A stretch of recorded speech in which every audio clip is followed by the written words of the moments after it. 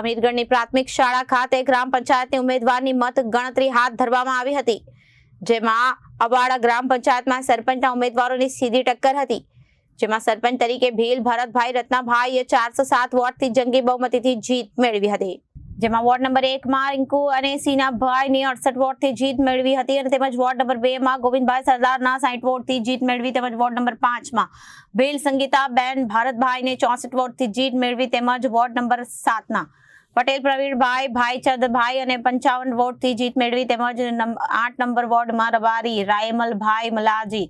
59 વોટથી સભ્ય તરીકે જીત મેળવી હતી, જેમાં સરપંચ તરીકે ભીલ ભરતભાઈ રત્નાભાઈની જંગી બહુમતીથી વિજય થતા તેમાં સરપંચની પેનલના 5 સભ્યોને જીત થતા સમર્થકોમાં ભારે ઉત્સાહ જોવા મળ્યો હતો અને અવાડા ગ્રામ પંચાયતના સરપંચ ઉમેદવાર તેમજ સરપંચના પેનલના ઉમેદવારોને સભ્યો પોતાના ગામે પહોંચતા ગામમાં દિવાળી જેવો માહોલ જોવા મળ્યો હતો, તેમાં સરપંચ તરીકે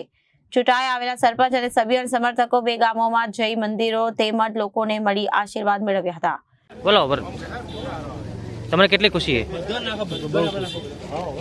અરણીવાડા આવાળા ગ્રામજનોનો ખૂબ ખૂબ આભાર કે જેમને પોતાનો કિંમતી મત મને આપી અને વિજય બનાવ્યો। હું એમના બધા કામ પૂરા કરીશ અને એમને જેટલા જે રોડ રસ્તા હશે, ગટર લાઈનો હશે, પાણીની સુવિધાઓ બધી પૂરી પાડીશ। Bureau report, Janadesh news.